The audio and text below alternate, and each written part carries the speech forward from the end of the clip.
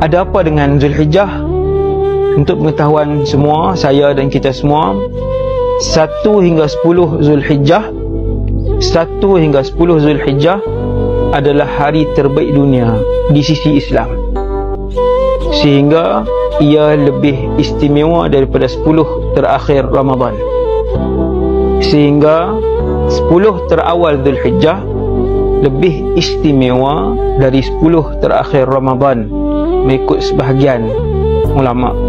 Maksudnya hadis-hadis yang bercakap tentang kelebihan 1 hingga 10 ni sangat banyak, iaitu Rasulullah dan para sahabat mengganda dan membanyakkan amalan ibadah dan kebaikan dalam 10 hari ini. Pertama ialah membanyakkan bacaan Quran. Sepanjang tahun kita baca Quran, 1 sampai 10 ni kita gandakan bacaan Quran. Bacalah satu sehari semuka surat Al-Quran. Paksa diri kita untuk menjadi ahli syurga. InsyaAllah Allah datangkan ikhlas. Yang pertama Quran. Nombor 2, bersedekahlah setiap hari. 1 hingga 10 Zulhijjah, bersedekahlah setiap hari.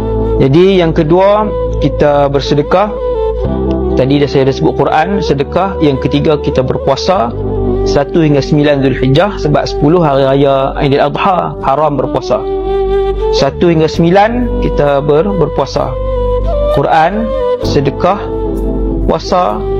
Yang keempat, zikir.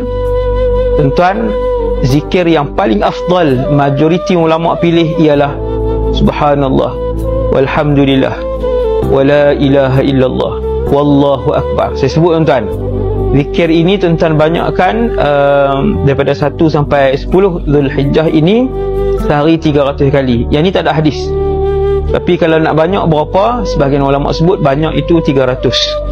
300.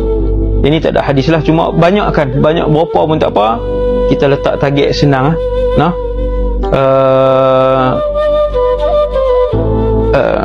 Apa dia tadi? Sedekah, zikir, Quran, puasa sunat daripada 1 sampai 9 Zulhijjah. Saja aku puasa sunat Zulhijjah kerana Allah Ta'ala. Saja aku puasa sunat Zulhijjah esok hari kerana Allah Ta'ala. Hari ke-8 puasa sunat Tarwiyah. Hari ke-9 Zulhijjah puasa sunat Arafah. Niat, saja aku puasa sunat Arafah 9 Zulhijjah. 10 jangan puasa.